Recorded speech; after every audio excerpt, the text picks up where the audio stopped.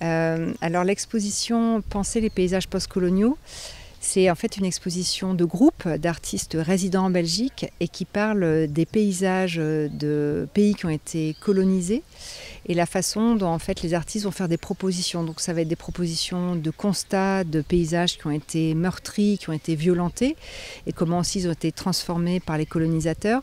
Et après des propositions de réparation de ce paysage, donc recréer du lien social ou des propositions de création d'un nouveau paysage qui serait beaucoup plus spirituel.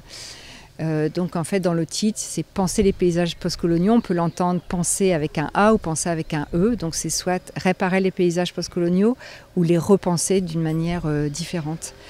Donc l'exposition va regrouper donc ces artistes qui résident en Belgique, mais dont les parcours sont différents, qui viennent de pays comme le Togo, le Congo, et certains donc sont aussi belges, et donc ils travaillent aussi de manière différente. Donc il y a de la photographie qui va être plutôt de la photographie de portraits, de personnes, ou des photographies notamment de paysages comme Derrière moi de Léonard Pongo. Quand on m'a proposé cet endroit pour pouvoir y exposer mon travail, la question que je me suis directement posée par rapport à la thématique de l'exposition, c'était comment intégrer ce paysage et le rendre vivant dans l'espace et dans le paysage ici local.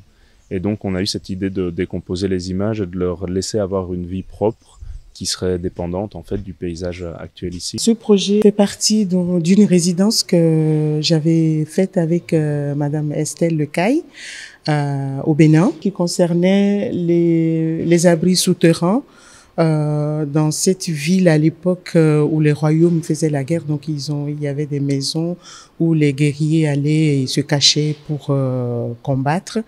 Et donc, dans la visite, Estelle nous a fait faire le tour de la ville et elle nous avait amenés à la gare de Boïcon. Et pour moi, c'était comme des ossements que j'avais découverts. Donc, et je me suis vraiment amusée à prendre plein d'images. C'est difficile pour moi de choisir parce que Boïcon aussi, cette gare qui disparaît.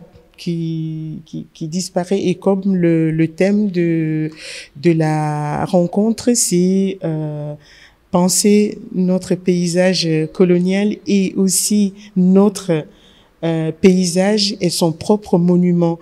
Pour moi, c'est des monuments qui sont là, qui disparaissent et qui n'ont pas fini de raconter des histoires. Donc, c'est difficile de choisir. Mais bon, voilà, mon cœur penche pour celle de la tête de la locomotive.